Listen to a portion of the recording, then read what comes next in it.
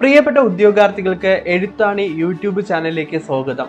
നമ്മുടെ Kerala PSC exam, അതുപോലെ തന്നെ SSC RRB എക്സാം, കേറ്റ്, സെറ്റ്, UGC നെറ്റ് എക്സാം തുടങ്ങിയ എക്സാമുകൾക്ക് തയ്യാറെടുക്കുന്ന ഉദ്യോഗാർത്ഥികൾക്ക് വേണ്ടിയുള്ള ഫ്രീ കണ്ടന്റ് നൽകുന്ന യൂട്യൂബ് ചാനലാണ് എഴുത്താണി. അപ്പൊ ഇത് സബ്സ്ക്രൈബ് ചെയ്തിട്ടില്ല എന്നുണ്ടെങ്കിൽ എത്രയും പെട്ടെന്ന് സബ്സ്ക്രൈബ് ചെയ്യുക, ഒപ്പം തന്നെ ബെൽ ബട്ടൺ കൂടി അമർത്തുക. ഇന്നത്തെ വീഡിയോ നമ്മൾ പരിശോധിക്കാൻ പോകുന്നത് LPSC UPSC എക്സാം എഴുതുന്ന ഉദ്യോഗാർത്ഥികൾക്ക് വേണ്ടിയുള്ള കറണ്ട് അഫയേഴ്സ് ക്ലാസ് ആണ്. റൗണ്ട് അപ്പ് സീരീസ് 1 ആണ്. 3 സീരീസ് ആയിട്ടാണ് ഈ ക്ലാസ് നിങ്ങളുടെ മുന്നിലേക്ക് എത്തുന്നത്. അപ്പൊ ഇത് ആദ്യത്തെ സീരീസ് ആണ് നിങ്ങളുടെ മുന്നിലേക്ക് എത്തുന്നത്. അപ്പോൾ ഈ ക്ലാസ്സുമായി ബന്ധപ്പെടുത്തിപ്പെട്ടുള്ള പോരായ്മകളോ അഭിപ്രായങ്ങളോ ഒക്കെ തന്നെ കമന്റ് രൂപേണ അറിയിക്കാവുന്നതുമാണ്. ആദ്യം നമ്മൾ പരിശോധിക്കാൻ പോകുന്നത് കഴിഞ്ഞ കുറച്ച് നാളുകളായിട്ട് വിദ്യാഭ്യാസവുമായി ബന്ധപ്പെട്ട് നമ്മുടെ ഗവൺമെന്റ്, ഇന്ത്യൻ ഗവൺമെന്റും കേരള ഗവൺമെന്റും അതുപോലെ തന്നെ അന്തർദേശീയ തലത്തിലൊക്കെ തന്നെ ചർച്ച ചെയ്യപ്പെട്ട വിഷയങ്ങളാണ് നമ്മൾ ആദ്യം നോക്കാൻ പോകുന്നത്.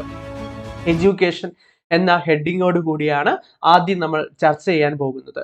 ആദ്യത്തെ ചോദ്യം ഇതാണ്: പ്രവർത്തിച്ചു കൊണ്ടിരിക്കെ പൈതൃക പട്ടികയിൽ ഉൾപ്പെടുന്ന ലോകത്തെ ആദ്യ സർവകലാശാല എന്ന റെക്കോർഡ് സ്വന്തമാക്കിയത്. അതായത് പ്രവർത്തിച്ചുകൊണ്ടിരിക്കെ, ഇപ്പോഴും പ്രവർത്തിച്ചു കൊണ്ടിരിക്കുന്നുണ്ട്, പൈതൃക പട്ടികയിൽ ഉൾപ്പെടുന്ന ലോകത്തെ ആദ്യ സർവകലാശാല എന്ന റെക്കോർഡ് സ്വന്തമാക്കിയത് നമ്മുടെ വിശ്വഭാരതി സർവകലാശാലയാണ്. അപ്പൊ അതുമായി റിലേറ്റ് ചെയ്ത് 2 ഫാക്ട് കൂടി ഒന്ന് പറയാം. എല്ലാവർക്കും അറിയാം, നമ്മുടെ വിശ്വഭാരതി സർവകലാശാല സ്ഥാപിക്കപ്പെട്ടത് രവീന്ദ്രനാഥ ടാഗോർ ആണ്. 1921 സ്ഥാപിക്കപ്പെട്ടത്. അതുപോലെ തന്നെ 1951 കേന്ദ്ര സർവകലാശാലയായിട്ട് ഇത് ഉയർത്തപ്പെട്ടത് എന്നുള്ള കാര്യം കൂടി ഒന്ന് നോട്ട് ചെയ്യുക. അപ്പൊ അതുമായി കണക്ട് ചെയ്തു വരുന്ന മറ്റൊരു പോയിന്റ് ആണ് നമ്മൾ ഇനി നോക്കാൻ പോകുന്നത്. 2023 യുനെസ്കോയുടെ ലോക പൈതൃക പട്ടികയിൽ ഇടം നേടിയ ഇന്ത്യയിലെ സാംസ്കാരിക കേന്ദ്രം ഏത് എന്ന് ചോദിച്ചാൽ ശാന്തി നികേതനാണ്. എന്താണ്? 2023 യുനെസ്കോയുടെ ലോക പൈതൃക പട്ടികയിൽ ഇടം നേടിയ ഇന്ത്യയുടെ സാംസ്കാരിക കേന്ദ്രം ശാന്തി നികേതനാണ്. ഇന്ത്യയിൽ നിന്നും പട്ടികയിൽ ഇടം നേടുന്ന 41ാമത്തെ പൈതൃക കേന്ദ്രമാണ് ഇത്, ശാന്തി നികേതൻ എന്നുള്ള കാര്യം കൂടി ഓർക്കുക. ഇത് ബംഗാളിലെ ബീർഭൂം ജില്ലയിലാണ് ശാന്തി നികേതൻ സ്ഥിതി ചെയ്യുന്നത്. ആ സ്ഥലം കൂടി ഒന്ന് നോട്ട് ചെയ്യുക. ബംഗാളിലെ ബീർഭൂം ജില്ലയിലാണ് ശാന്തി നികേതൻ സ്ഥിതി ചെയ്യുന്നത്. അടുത്ത ഫാക്ടിലേക്ക് നമുക്ക് കടക്കാം.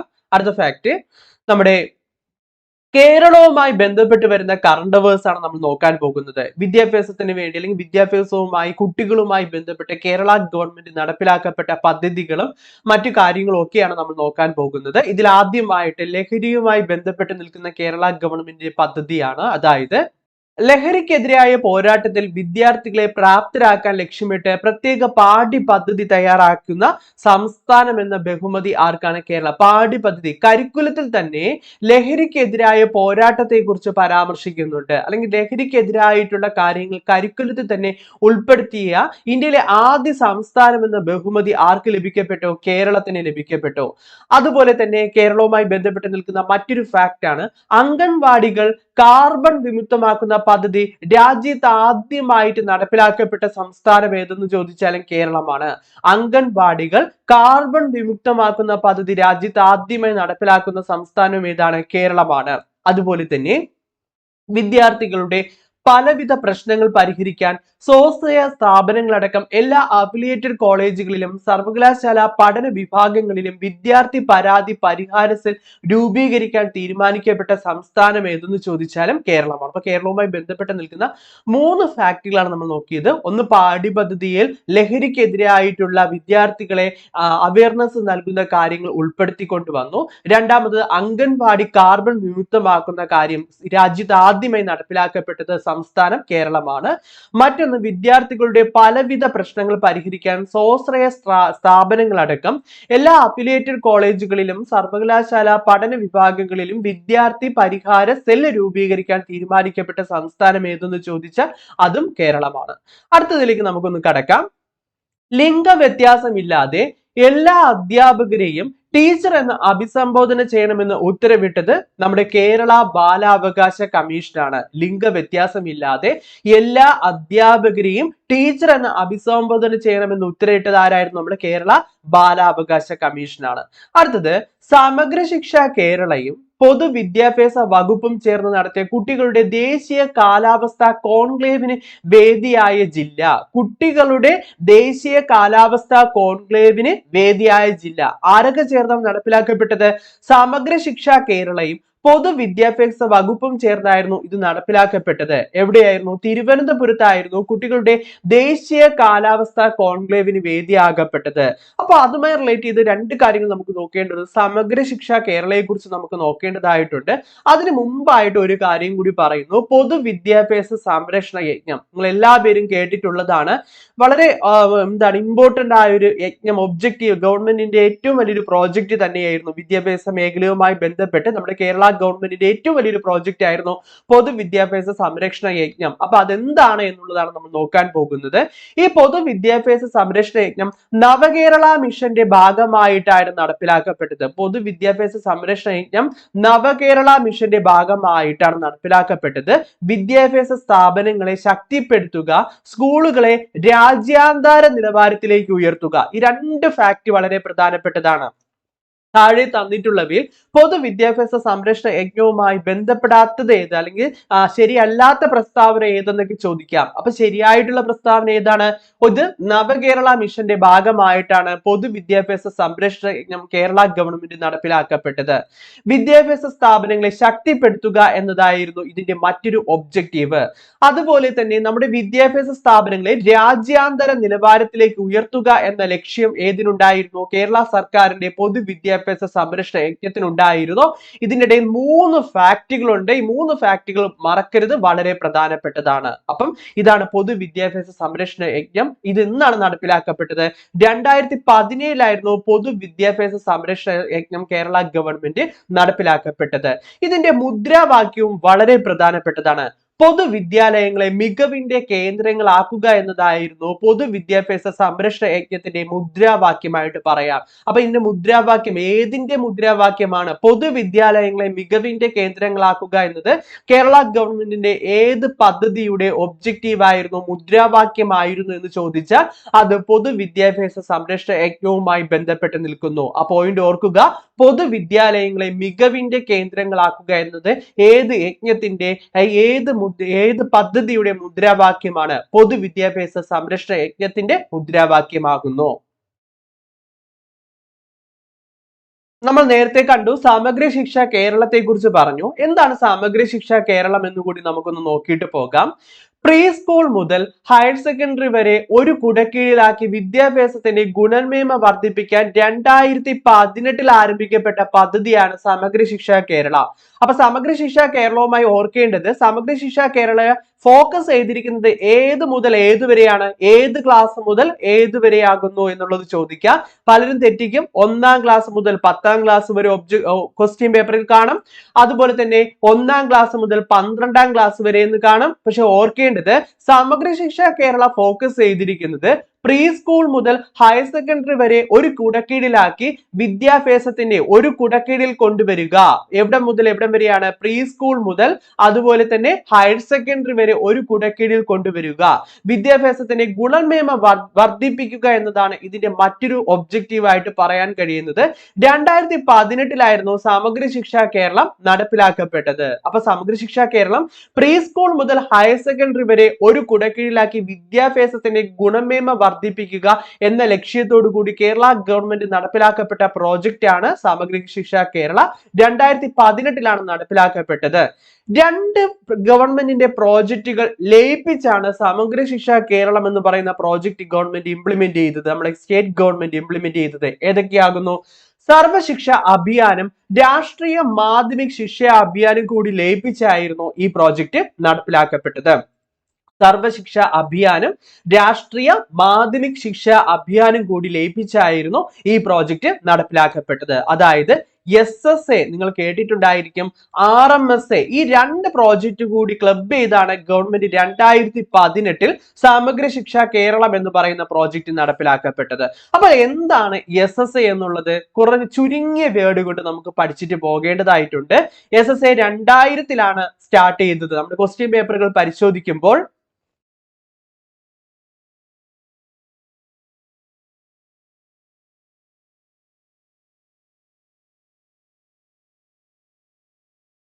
2000 സ്റ്റാർട്ട് ചെയ്തത്. 2001 ഗവൺമെന്റ് നടപ്പിലാക്കപ്പെട്ട പദ്ധതിയായിരുന്നു. സർവശിക്ഷ അഭിയാന്റെ മുദ്രാവാക്യം എന്ന് പറയുന്നത് എല്ലാവർക്കും വിദ്യാഭ്യാസം. നമ്മുടെ ചേരുംപടി ചേർക്കുന്ന രീതിയിൽ വേണമെങ്കിൽ തരാം. പാർട്ട് എയിൽ എല്ലാവർക്കും വിദ്യാഭ്യാസം, പാർട്ട് ബിയിൽ SSA നൽകാം, സർവശിക്ഷ അഭിയാൻ നൽകാം. അപ്പോൾ നമുക്ക് കണ്ടെത്താൻ കഴിയണം എല്ലാവർക്കും വിദ്യാഭ്യാസം എന്ന് പറയുന്നത് ഗവൺമെന്റിന്റെ ഏത് പദ്ധതിയുമായി ബന്ധപ്പെട്ട് നിൽക്കുന്നു? SSAയുമായി ബന്ധപ്പെട്ട് നിൽക്കുന്നു. 2000 ഈ പ്രോജക്റ്റ് സ്റ്റാർട്ട് ചെയ്തത്. ഈ പദ്ധതി ലക്ഷ്യം വെച്ചത് 2010 6 വയസ്സിനും 14 വയസ്സിനും ഇടയിൽ പ്രായമുള്ള എല്ലാ കുട്ടികൾക്കും വിദ്യാഭ്യാസം നൽകാനായിരുന്നു ഈ പദ്ധതി ലക്ഷ്യം വെച്ചത്. എന്തായിരുന്നു? 2010 ആകുമ്പോൾ 6 വയസ്സിനും 14 വയസ്സിനും ഇടയിൽ പ്രായമുള്ള എല്ലാ കുട്ടികൾക്കും വിദ്യാഭ്യാസം നൽകുക എന്നതായിരുന്നു ഈ പദ്ധതി ലക്ഷ്യം വെച്ചത്. ഇത് പിന്നീട് നീട്ടിക്കൊണ്ടു പോകുന്ന സാഹചര്യം നമ്മൾ കണ്ടു. എലമെന്ററി എഡ്യൂക്കേഷന് ഫോക്കസ് ചെയ്യപ്പെട്ട പദ്ധതി എന്ന് ചോദിച്ചാലും ഏതാണ്? സർവശിക്ഷ അഭിയാൻ എന്ന് പറയുന്നത് എലമെന്ററി എഡ്യൂക്കേഷൻ ആയിരുന്നു ഫോക്കസ് ചെയ്തത്. അതുകൂടി ഓർക്കുക. അപ്പൊ ഇതിനു മുമ്പ് SSAക്ക് മുമ്പായിട്ട് ഒരു പദ്ധതി ഉണ്ടായിരുന്നു, DPEP എന്ന പേരിലാണ് അറിയപ്പെടുന്നത്. 1994 നമ്മുടെ ഗവൺമെന്റ് നടപ്പിലാക്കപ്പെട്ടത്. ആ പദ്ധതിയുടെ ഒബ്ജക്റ്റീവ് എന്തായിരുന്നു? സാർവത്രിക പ്രാഥമിക വിദ്യാഭ്യാസം എന്ന ലക്ഷ്യം കൈവരിക്കുക എന്ന ലക്ഷ്യത്തോടു കൂടി ജില്ലാ പ്രാഥമിക വിദ്യാഭ്യാസ പരിപാടിയാണ് ഏതെന്നറിയപ്പെടുന്നത്? DPEP ജില്ലാ പ്രാഥമിക വിദ്യാഭ്യാസ പരിപാടിയാണ്. പ്രാഥമിക വിദ്യാഭ്യാസത്തിനായിരുന്നു 1994 DPEP ഊന്നൽ നൽകിയതെങ്കിൽ എലമെന്ററി എഡ്യൂക്കേഷൻ ആയിരുന്നു ആര് ഊന്നൽ നൽകപ്പെട്ടത്? SSA ഊന്നൽ നൽകപ്പെട്ടത്. അത് ഓർക്കുക. സാർവത്രിക പ്രാഥമിക വിദ്യാഭ്യാസമാണ് DPEP ഊന്നൽ നൽകിയതെങ്കിൽ SSA എലമെന്ററി എഡ്യൂക്കേഷൻ ആണ് ഊന്നൽ നൽകപ്പെട്ടത്. അപ്പൊ നമ്മൾ നേരത്തെ ഡിസ്കസ് ചെയ്തു. RMSA കുറിച്ച് പറഞ്ഞു. രാഷ്ട്രീയ മാധ്യമി ശിക്ഷ അഭിയാൻ 2007 ലോഞ്ച് ചെയ്തത്. സെൻട്രലി സ്പോൺസേർഡ് സ്കീമാണ്. ഇത് നമ്മുടെ സെക്കൻഡറി ഹയർ സെക്കൻഡറി സ്കൂളുകളുടെ നിലവാരം, ഇംപ്രൂവ്മെന്റ് ഓഫ് ക്വാളിറ്റി, സ്കൂളുകളുടെ ക്വാളിറ്റി വർദ്ധിപ്പിക്കുന്നതിന് വേണ്ടി ഗവൺമെന്റ് നടപ്പിലാക്കപ്പെട്ട പദ്ധതിയാണ് ഏതെന്ന് പറയുന്നത് നമ്മുടെ സെൻട്രൽ ഗവൺമെന്റിന്റെ പ്രോജക്റ്റ് ആയിരുന്നു രാഷ്ട്രീയ മാധ്യമിക് ശിക്ഷ അഭിയാൻ. ഏതൊക്കെയാണ്? 8, 9, 10 ക്ലാസ്സുകളും ഹയർ സെക്കൻഡറി സ്റ്റേജിന്റെയും ഗുണനിലവാരം വർദ്ധിപ്പിക്കുക എന്ന ലക്ഷ്യത്തോടു കൂടി സെൻട്രൽ ഗവൺമെന്റ് നടപ്പിലാക്കപ്പെട്ട പദ്ധതി ഏതെന്ന് ചോദിച്ചാൽ ഏതാണ്? രാഷ്ട്രീയ മാധ്യമിക് ശിക്ഷ അഭിയാനാണ്. ഇനി ഇതുമായി കണക്ട് ചെയ്തിരുന്ന രണ്ട് സ്ഥാപനങ്ങളാണ് BRCയും CRCയും. നിങ്ങളൊക്കെ ഗവൺമെന്റ് സ്കൂളുകൾ ഡെയിലി വേജസ് ആയിട്ട് പോയിട്ടുണ്ടെങ്കിൽ നിങ്ങൾ ഇത് കേട്ടിട്ടുണ്ടായിരിക്കും. ഇതിന്റെ ഫുൾ ഫോം കൂടി നിങ്ങളൊന്ന് നോട്ട് ചെയ്യേണ്ടതായിട്ടുണ്ട്. അധ്യാപകർക്ക് സേവനകാല പരിശീലനം, അധ്യാപകർക്ക് സേവനകാലം ജോലിയിൽ ഇരിക്കുന്ന സമയത്ത് പരിശീലനം ലഭ്യമാക്കാൻ വേണ്ടിയും തുടർച്ചയായിട്ടുള്ള അക്കാദമിക സഹായം ലഭ്യമാക്കാൻ വേണ്ടിയും ബ്ലോക്ക് തലത്തിൽ ഡയറ്റിന്റെ ആഭിമുഖ്യത്തിൽ രൂപീകൃതമായ സ്ഥാപനങ്ങളെയാണ് BRC അല്ലെങ്കിൽ ബ്ലോക്ക് റിസോഴ്സ് സെന്ററുകൾ എന്നും ക്ലസ്റ്റർ റിസോഴ്സ് സെന്ററുകൾ എന്നും വിളിക്കപ്പെടുന്നത്. BRCയും CRCയും വളരെ പ്രധാനപ്പെട്ടതാണ്. ഇത് വരുന്നത് ഡയറ്റിന്റെ കീഴിലാണ് ഈ സ്ഥാപനങ്ങൾ പ്രവർത്തിക്കുന്നത്. ഏതിന്റെ കീഴിലാണ്? ഡയറ്റിന്റെ കീഴിലാണ് പ്രവർത്തിക്കുന്നത്. ബ്ലോക്ക് തലത്തിൽ ഡയറ്റിന്റെ കീഴിൽ പ്രവർത്തിക്കുന്ന സ്ഥാപനം ഏതെന്ന് ചോദിച്ചാൽ അത് BRCയും CRCയുമാണ്. അധ്യാപകർക്ക് സേവന കാലഘട്ടത്തിൽ പരിശീലനം ലഭ്യമാക്കുന്നതിനും തുടർച്ചയായിട്ടുള്ള അക്കാദമിക സഹായം ലഭ്യമാക്കുന്നതിന് വേണ്ടിയും നടപ്പിലാക്കപ്പെട്ടതാണ് BRCയും CRCയും എന്ന കണ്ടന്റ് ക്രിയേഷൻ ഹബ്ബ്. ഏറ്റവും പ്രധാനപ്പെട്ട ഒരു കാര്യമാണ്, ഏറ്റവും പുതിയതാണ്. KITE lens educational and content creation hub. എന്താണ്? ആകർഷകവും വിജ്ഞാനപ്രദവുമായ വിദ്യാഭ്യാസ ഉള്ളടക്കം നിർമ്മിക്കാൻ പൊതുവിദ്യാഭ്യാസ വകുപ്പിന് കീഴിലുള്ള കൈറ്റ് ആരംഭിക്കപ്പെട്ട ഏകജാലക കേന്ദ്രത്തെയാണ് നമ്മൾ എന്തെന്ന് വിളിക്കുന്നത്? KITE lens educational and content creation hub എന്ന് വിളിക്കുന്നത്. ആകർഷകവും വിജ്ഞാനപ്രദവുമായ വിദ്യാഭ്യാസ ഉള്ളടക്കം നിർമ്മിക്കാൻ, വിദ്യാഭ്യാസത്തിന്റെ ഉള്ളടക്കം നിർമ്മിക്കാനാണ് അത് പുതിയ സാങ്കേതിക വിദ്യയോടുകൂടി നിർമ്മിക്കുക, കുട്ടികളെ ആകർഷിക്കുന്ന രീതിയിൽ നിർമ്മിക്കുന്നതിന് വേണ്ടി പൊതുവിദ്യാഭ്യാസ വകുപ്പ് നടപ്പിലാക്കപ്പെട്ട കൈറ്റിന്റെ കീഴിൽ ആരംഭിക്കപ്പെട്ട ഏകജാലക കേന്ദ്രത്തെയാണ് KITE learns educational content creation hub എന്ന പേരിൽ അറിയപ്പെടുന്നത്. അതുപോലെ തന്നെ നിങ്ങൾ ഏവരും കേട്ടിട്ടുണ്ട് ലിറ്റിൽ കിഡ്സ്. കഴിഞ്ഞ വർഷം പത്രമാധ്യമങ്ങളിലൊക്കെ തന്നെ വളരെയധികം സംസാര വിഷയമായതാണ് ലിറ്റിൽ കിഡ്സ് എന്ന് പറയുന്നത്. കുട്ടികളുടെ ഏറ്റവും വലിയ IT ക്ലബ്ബ് എന്ന ബഹുമതി സ്വന്തമാക്കിയതുമാരാണ്? ലിറ്റിൽ ക്ലബ്ബാണ് കുട്ടികളുടെ ഏറ്റവും വലിയ IT ക്ലബ്ബ് എന്ന ബഹുമതി സ്വന്തമാക്കിയത്. അടുത്തത് സമ്പൂർണ്ണയെ കുറിച്ച് നിങ്ങൾ കേട്ടിട്ടുണ്ട്. സമ്പൂർണ്ണ പ്ലസിനെ കുറിച്ചാണ് ആദ്യം പറയാൻ പോകുന്നത്. എന്താണ് സമ്പൂർണ്ണ പ്ലസ്? കുട്ടികളുടെ ഹാജർ നില, പഠന പുരോഗതി, പ്രോഗ്രസ് റിപ്പോർട്ട് തുടങ്ങിയ രേഖപ്പെടുത്താനും രക്ഷിതാക്കളും സ്കൂളും തമ്മിൽ വിനിമയം സുഗമമാക്കാനും സഹായിക്കുന്നതിന് പൊതുവിദ്യാഭ്യാസ വകുപ്പ് വികസിപ്പിച്ചെടുത്ത മൊബൈൽ ആപ്ലിക്കേഷൻ ആണ് ഏതെന്ന് പറയുന്നത്? സമ്പൂർണ്ണ പ്ലസ് എന്ന് പറയുന്നത് മൊബൈൽ ആപ്ലിക്കേഷൻ ആണ്. അതിന്റെ ഉള്ളടക്കം എന്ന് പറയുന്നത് കുട്ടികളുടെ ഹാജർ നില അറിയാൻ കഴിയും, പഠന പുരോഗതി അറിയാൻ കഴിയും, പ്രോഗ്രസ് റിപ്പോർട്ട് തുടങ്ങിയവ രേഖപ്പെടുത്തുന്നതും അതുപോലെ തന്നെ രക്ഷിതാക്കളും സ്കൂളും തമ്മിലുള്ള ആശയവിനിമയം സുഗമമാക്കുന്നതിന് വേണ്ടി നമ്മുടെ പൊതുവിദ്യാഭ്യാസ വകുപ്പ് രൂപീകരിക്കപ്പെട്ട മൊബൈൽ ആപ്ലിക്കേഷൻ ഏതെന്ന് ചോദിച്ചാൽ ഏതാണ്? സമ്പൂർണ്ണ പ്ലസ് ആണ്. നിലവിൽ സംസ്ഥാനത്തെ മുഴുവൻ സ്കൂളുകളും വിവിധ സ്ഥാപനങ്ങളും പ്രയോജനപ്പെടുത്തുന്ന സമ്പൂർണ്ണ സ്കൂൾ മാനേജ്മെന്റ് പോർട്ടലിന്റെ തുടർച്ചയായിട്ട് കയറ്റി തയ്യാറാക്കപ്പെട്ടതാണ് സമ്പൂർണ്ണ പ്ലസ് എന്ന് പറയുന്നത്. സമ്പൂർണ്ണ ഓൾറെഡി ഉണ്ട്. കുട്ടികളുടെ ഹാജർ നിലയും കുട്ടികളുടെ എല്ലാവിധമായ വിവരങ്ങളും നടപ്പിലാക്കപ്പെടുന്നത് എന്താണ്? സമ്പൂർണ്ണ വഴി അധ്യാപകനും അതുപോലെ തന്നെ സ്കൂളും ചെയ്ത് ഒരു പോർട്ടലാണ്, മാനേജ്മെന്റ് പോർട്ടലാണ് സമ്പൂർണ്ണ. അതിന്റെ സെക്കൻഡ് സ്റ്റേജ് ആയിട്ടായിരുന്നു സമ്പൂർണ്ണ പ്ലസ് എന്ന് പറയുന്ന ആപ്പ് കൂടി വികസിപ്പിച്ചെടുത്ത് എന്നുള്ള കാര്യം കൂടി ഓർക്കുക. സമ്പൂർണ്ണയെ കുറിച്ച് കുറച്ച് കൂടുതൽ പോയിന്റ് കൂടി നമുക്കൊന്ന് നോക്കാം. സമ്പൂർണ്ണ എന്ന് പറയുന്ന പോർട്ടൽ വികസിപ്പിച്ചെടുത്തത് കൈറ്റ് ആണ് വികസിപ്പിച്ചെടുത്തത്. അതുപോലെ തന്നെ 1 മുതൽ 12 വരെയുള്ള ക്ലാസ്സുകളുടെ കുട്ടികളുടെ വിവരങ്ങൾ, നമ്മുടെ ഒരു സ്കൂൾ എടുക്കുമ്പോൾ ആ സ്കൂളിലെ 1ാം ക്ലാസ് മുതൽ 12ാം ക്ലാസ് വരെയുള്ള ക്ലാസ്സുകളിലെ കുട്ടികളുടെ വിവരങ്ങൾ, അതുപോലെ തന്നെ കുട്ടികളുടെ TC, യൂണിഫോം, പാഠപുസ്തകം എന്നീ അടിസ്ഥാന വിവരങ്ങൾ അടങ്ങിയ വെബ്സൈറ്റ് ആണ് ഏതെന്ന് പറയുന്നത്? സമ്പൂർണ്ണ എന്ന് പറയുന്നത് വെബ്സൈറ്റ് ആണ്. കുട്ടികളുടെ TC, യൂണിഫോം, പാഠപുസ്തകം ഇതൊക്കെ പ്രഥമ അധ്യാപകനും അതുപോലെ തന്നെ ക്ലാസ് ടീച്ചറും എൻറോൾ ചെയ്ത് കൊടുക്കുന്നത് ഏതാണ്? സമ്പൂർണ്ണ എന്ന് പറയുന്ന വെബ്സൈറ്റിലൂടെയാണ് എൻറോൾ ചെയ്ത് കൊടുക്കുന്നത്. കുട്ടിയുടെ പേഴ്സണൽ ഡീറ്റെയിൽസ്, മറ്റു കാര്യങ്ങളെല്ലാം തന്നെ സമ്പൂർണ്ണയിൽ നമുക്ക് കാണാൻ കഴിയും. ഒരു ക്ലാസ്സിൽ എത്ര കുട്ടികളുണ്ട് എന്നുള്ള വിവരവും നമുക്ക് മനസ്സിലാക്കാൻ കഴിയും. ആൺകുട്ടികൾ എത്ര, പെൺകുട്ടികൾ എത്ര, ഒരു സ്കൂളിൽ എത്ര ഇംഗ്ലീഷ് മീഡിയം ക്ലാസ്സുകളുണ്ട്, മലയാളം മീഡിയം ക്ലാസ്സുകളുണ്ട് തുടങ്ങിയ കാര്യങ്ങളൊക്കെ തന്നെ നമുക്ക് സമ്പൂർണ്ണയിൽ കൂടി മനസ്സിലാക്കാൻ കഴിയും. Free and open source software system പ്രകാരമാണ് സമ്പൂർണ്ണ നിർമ്മിക്കപ്പെട്ടിരിക്കുന്നത്. നമ്മുടെ പ്രസ്താവന രീതിയിലെ ചോദ്യങ്ങൾ വരികയാണെങ്കിൽ ഇതൊക്കെ ചോദ്യങ്ങളായിട്ട് തന്നെ വരാവുന്നതാണ്. Free and open source software സിസ്റ്റത്തിൽ പ്രവർത്തിക്കുന്നതാണ് ഏതെന്ന് പറയുന്നത്? സമ്പൂർണ്ണ എന്ന് പറയുന്നത്. അതുകൂടി ഒന്ന് നോട്ട് ചെയ്യുക. അടുത്തതിലേക്ക് നമ്മൾ പോകുന്നു. സമേതം എന്ന് പറയുന്നത് ഗവൺമെന്റിന്റെ പുതിയ പ്രോജക്റ്റ് ആണ്.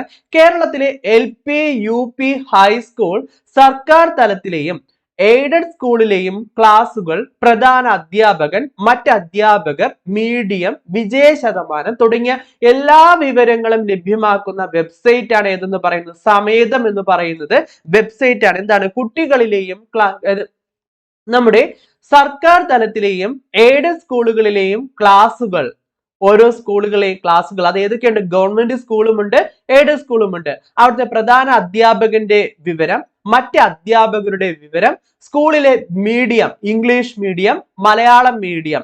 ഇനി നമ്മൾ നേരത്തെ പറയാത്ത കാര്യങ്ങൾ, സമ്പൂർണ്ണയിൽ വരാത്ത കാര്യങ്ങളാണ് വിജയ ശതമാനം തുടങ്ങിയ എല്ലാ വിവരങ്ങളും ലഭ്യമാക്കുന്നു. നമ്മൾ സമ്പൂർണ്ണ പറഞ്ഞപ്പോ പ്രധാന അധ്യാപകന്റെയും മറ്റ് അധ്യാപകന്റെയും കാര്യങ്ങളെ കുറിച്ചൊന്നും പറഞ്ഞിട്ടില്ല.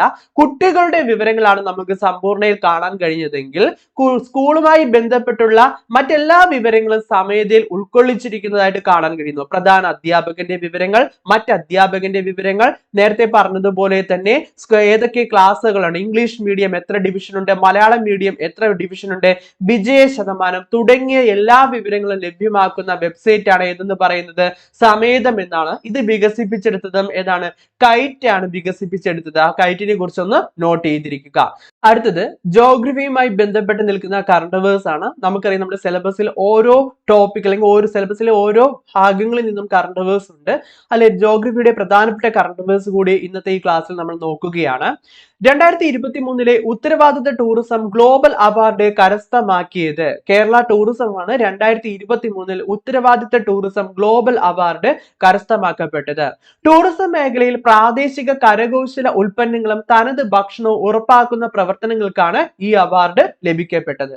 അടുത്തത് നമ്മൾ നോക്കുന്നത് ന്യൂയോർക്ക് ടൈംസ് 2023 കണ്ടിരിക്കേണ്ട 52 വിനോദസഞ്ചാര കേന്ദ്രങ്ങളുടെ പട്ടികയിൽ ഇന്ത്യയിൽ നിന്നും ഇടം പിടിച്ച സംസ്ഥാനം ഏത്? കേരളമാണ് ഇടം പിടിക്കപ്പെട്ടത്. വാർത്തകളിൽ ആ ഒരു കാലഘട്ടത്തിൽ ആ ഒരു സമയത്ത് വളരെയധികം ചർച്ച ചെയ്യപ്പെട്ടതുമായിരുന്നു. ലോകത്തിലെ ഏറ്റവും ഉയരം കൂടിയ കൊടുമുടിയായ എവറസ്റ്റ് 27ാം തവണയും കീഴടക്കിയ നേപ്പാൾ സ്വദേശിയാണ് കാമി റിത ഷെർപ്പ എന്നറിയപ്പെടുന്നത്. ഏറ്റവും അധികം തവണ എവറസ്റ്റ് കീഴടക്കിയതിന്റെ റെക്കോർഡും കാമി റിത ഷെർപ്പയുടെ പേരിലാണ്. ഇന്ത്യൻ ജോഗ്രഫിയുമായി നമുക്ക് എവറസ്റ്റ് ഒക്കെ പഠിക്കാൻ ഉള്ളത് കൊണ്ട് തന്നെ ഈ പേരും വളരെ പ്രധാനപ്പെട്ടതാണ്. 27 തവണയാണ് നേപ്പാൾ സ്വദേശിയായിട്ടുള്ള കാമി റിത ഷെർപ്പ എവറസ്റ്റ് കീഴടക്കിയിട്ടുള്ള എന്ന കാര്യം കൂടി ഒന്ന് നോട്ട് ചെയ്യുക. അപ്പൊ എവറസ്റ്റ് കീഴടക്കിയ തമിഴ്നാട്ടിൽ നിന്നുള്ള ആദ്യ വനിതയായിരുന്നു മുത്തുമിൽ സെൽവി എന്നറിയപ്പെടുന്ന വ്യക്തി. ആ പേര് കൂടി ഒന്ന് നോട്ട് ചെയ്യുക. കഴിഞ്ഞ വർഷത്തെ പ്രധാനപ്പെട്ട ഒരു കറണ്ട് അഫയേഴ്സ് ആയിരുന്നു. അടുത്തത് ഇടി അച്യുതൻ അന്താരാഷ്ട്ര പഠന ഗവേഷണ കേന്ദ്രം നിലവിൽ വരുന്ന ജില്ല കൊല്ലം ജില്ലയിലായിരുന്നു. കഴിഞ്ഞ പ്രാവശ്യം 2023 ഗവൺമെന്റ് ഈ ഒരു കാര്യം അനൗൺസ് ചെയ്യപ്പെട്ടത്. ഇടി അച്യുതൻ അന്താരാഷ്ട്ര പഠന ഗവേഷണ കേന്ദ്രം നിലവിൽ വരുന്നത് കൊല്ലം ജില്ലയിലാണ് നിലവിൽ വരാൻ പോകുന്നത്. ഇന്ത്യയിലെ ആദ്യ ഗ്രാമം എന്ന വിശേഷണം നേടിയ ഉത്തരാഖണ്ഡിൽ ഇന്ത്യ ചൈന അതിർത്തിയിലുള്ള ഗ്രാമമാണ് മാണ ഗ്രാമം. ഇന്ത്യയിലെ ആദ്യ ഗ്രാമം എന്ന വിശേഷണമാണ് ഉത്തരാഖണ്ഡിലെ മാണ ഗ്രാമത്തിന് ലഭിക്കപ്പെട്ടത്. ഇന്ത്യ ചൈന അതിർത്തിയിലാണ് വരുന്നത്. ഇന്ത്യ ലൊക്കേഷൻ എന്ന് പറയുന്നതൊക്കെ നമുക്ക് പഠിക്കാനുണ്ട്. അതുകൊണ്ടാണ് ഈ ഒരു ഫാക്ട് ഞാൻ എടുത്തത്. അടുത്തത് കടുവ സംരക്ഷണത്തിൽ രാജ്യത്തെ ഏറ്റവും മികച്ച പ്രവർത്തനം കാഴ്ചവെച്ച കടുവ സങ്കേതങ്ങളിൽ ഒന്നാമതെത്തിയത് നമ്മുടെ പെരിയാർ കടുവ സംരക്ഷണ കേന്ദ്രമാണ്. 2023 കടുവ സംരക്ഷണത്തിൽ രാജ്യത്തെ ഏറ്റവും മികച്ച പ്രവർത്തനം കാഴ്ചവെച്ച കടുവ സങ്കേതങ്ങളിൽ ഒന്നാമതെത്തിയത്. മാനേജ്മെന്റ് എഫക്റ്റീവ്നെസ് ഇവാലുവേഷൻ 94.38% സ്കോർ നേടിയാണ് പെരിയാർ കടുവ സങ്കേതം രാജ്യത്ത് തന്നെ ഒന്നാമതെത്തിയത്. അടുത്ത പോയിന്റ് നമ്മൾ നോക്കുന്നു. രാജ്യത്ത് ആദ്യമായി ജലാശയങ്ങളുടെ ഡിജിറ്റൽ ഭൂപടം തയ്യാറാക്കിയ സംസ്ഥാനം ഏതെന്ന് ചോദിച്ചാൽ കേരളമാണ്. നമ്മുടെ ഫ്ലഡ് വന്ന സമയത്താണ് ഗവൺമെന്റ് ഇങ്ങനെ ഒരു കാര്യം ഉദ്ദേശിക്കപ്പെട്ടത്. അപ്പൊ അങ്ങനെയാണ് രാജ്യത്ത് ഇന്ത്യയിൽ തന്നെ ആദ്യമായിട്ട് ജലാശയങ്ങളുടെ ഡിജിറ്റൽ ഭൂപടം തയ്യാറാക്കിയപ്പെട്ട സംസ്ഥാനം എന്ന ബഹുമതി മാർക്കാണ് നമ്മുടെ കേരളത്തിനാണ് ഉള്ളത്. നെക്സ്റ്റ് ടോപ്പ് ഫാക്ടിലേക്ക് നമ്മൾ പോകുന്നു. രാജ്യത്തെ എല്ലാ സ്ഥലങ്ങളെയും ഡിജിറ്റലായി രേഖപ്പെടുത്തി ലോകത്തിലെ ഏറ്റവും വലിയ ഭൂവിവര ഡേറ്റാബേസ് തയ്യാറാക്കിയ സംസ്ഥാനം അല്ലെങ്കിൽ സംവിധാനം നടപ്പിലാക്കപ്പെട്ടത് ഭൂ ആധാർ എന്ന പേരിലാണ് അറിയപ്പെടുന്നത്. ഇന്ത്യയിലായിരുന്നു. ഇന്ത്യയാണ് ലോകത്തിലെ ഏറ്റവും വലിയ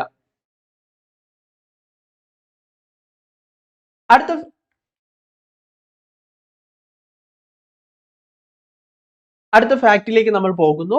രാജ്യത്തെ എല്ലാ സ്ഥലങ്ങളെയും ഡിജിറ്റലായി രേഖപ്പെടുത്തി ലോകത്തിലെ ഏറ്റവും വലിയ ഭൂവിവര ഡേറ്റാബേസ് തയ്യാറാക്കുന്നതിനുള്ള സംവിധാനം നടപ്പിലാക്കപ്പെട്ടത് ഇന്ത്യയിലാണ് നടപ്പിലാക്കപ്പെട്ടത്. ഇന്ത്യയിലായിരുന്നു ലോകത്തിലെ തന്നെ ഏറ്റവും വലിയ ഭൂവിവര ഡേറ്റാബേസ് തയ്യാറാക്കപ്പെട്ടത്. ഈ സംവിധാനത്തിന്റെ പേരാണ് ഭൂ Aadhaar, unique land person identification number എന്നാണ് ഭൂ ആധാർ അറിയപ്പെടുന്നത്. ജസ്റ്റ് ഒന്ന് അത് നോട്ട് ചെയ്യുക. വളരെ പ്രധാനപ്പെട്ടതാണ്.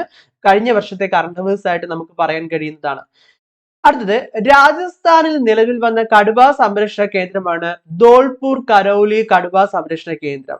രാജസ്ഥാനിൽ നിലവിൽ വന്ന കടുവ സംരക്ഷണ കേന്ദ്രമാണ് ധോൾപൂർ കരൗലി കടുവ സംരക്ഷണ കേന്ദ്രം. വീരാങ്കന ദുർഗാവതി കടുവ സങ്കേതം നിലവിൽ വന്നത് എവിടെയാണ്?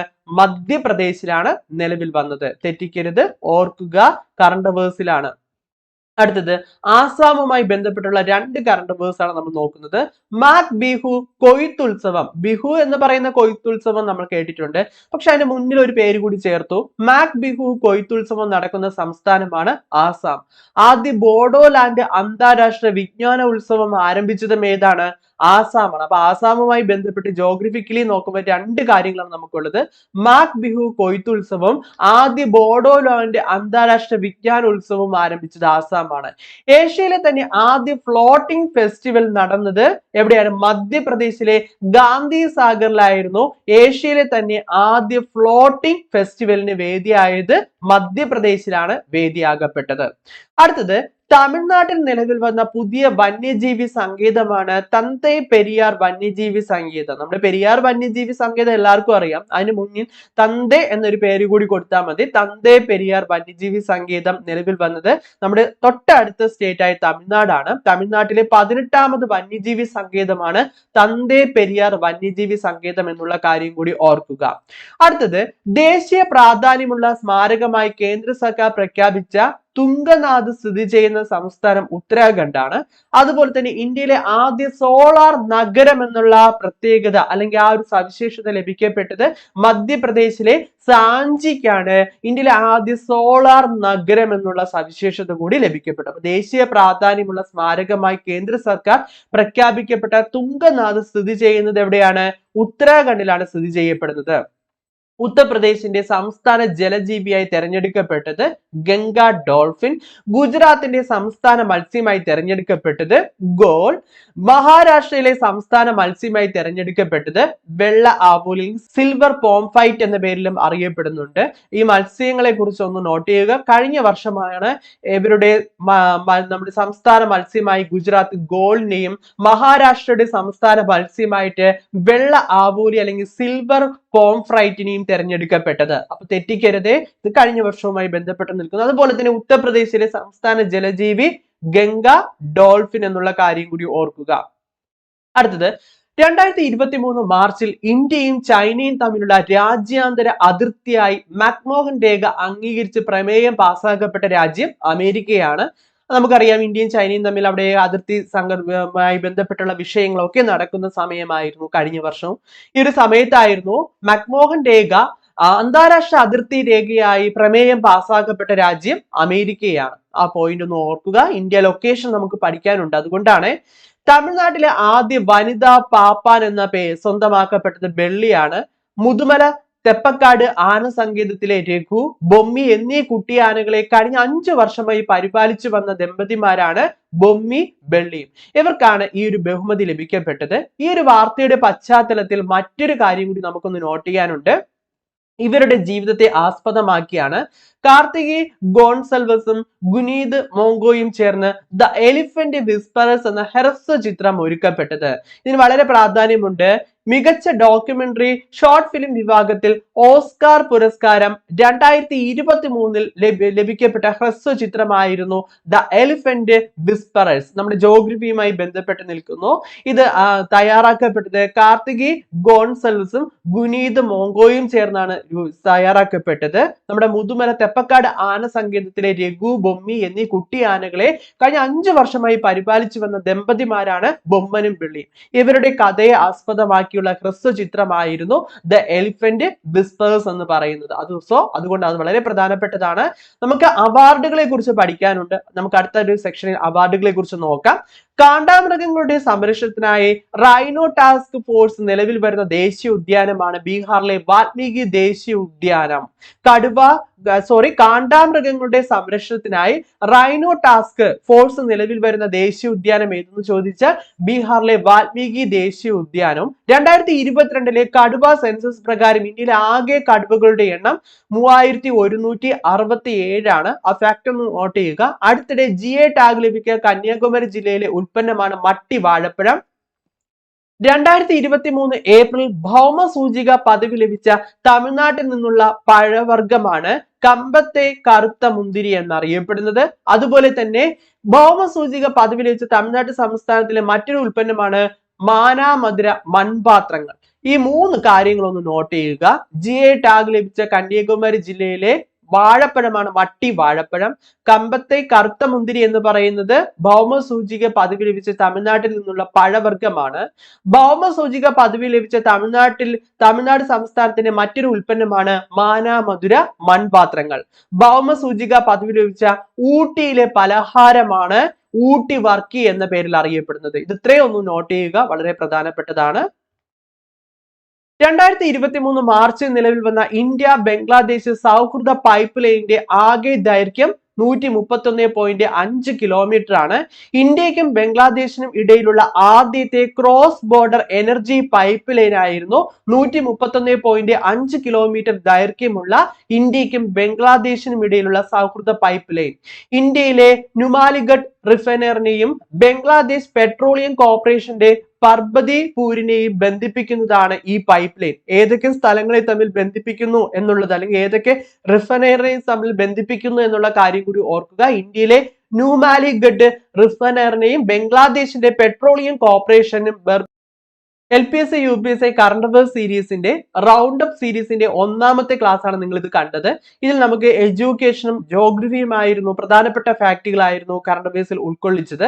നമുക്കിനി എഡ്യൂക്കേഷനിൽ ഒരു കാര്യം കൂടി നോക്കാനുണ്ട്, സ്കൂൾ കലോത്സവവുമായി ബന്ധപ്പെട്ടതും. അത് നമുക്ക് നെക്സ്റ്റ് ക്ലാസ്സിൽ ഡിസ്കസ് ചെയ്യാം. അതുപോലെ തന്നെ ഹിസ്റ്ററിയുമായി ബന്ധപ്പെട്ട കറണ്ട് അഫയേഴ്സും പോളിറ്റി എക്കണോമിക്സുമായി ബന്ധപ്പെട്ട കറണ്ട് അഫയേഴ്സുമായിട്ട് മറ്റൊരു വീഡിയോ കൂടി വരുന്നുണ്ട്.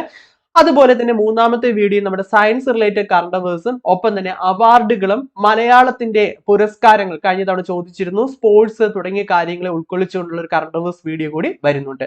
അപ്പൊ നിങ്ങൾക്ക് ഈ ഒരു യൂട്യൂബ് ചാനൽ പ്രയോജനപ്പെട്ടെങ്കിൽ സബ്സ്ക്രൈബ് ചെയ്യുക. ഒപ്പം തന്നെ നെക്സ്റ്റ് വീഡിയോയ്ക്ക് വേണ്ടി ബെൽ ബട്ടൺ കൂടി അമർത്തിയാൽ നിങ്ങൾക്ക് വീഡിയോ പബ്ലിഷ് ആവുന്ന സമയത്ത് തന്നെ കാണാൻ കഴിയുന്നതാണ്. അപ്പൊ എല്ലാവർക്കും നല്ല രീതിയിൽ പഠിക്കാൻ കഴിയട്ടെ എന്ന് ആശംസിക്കുന്നു.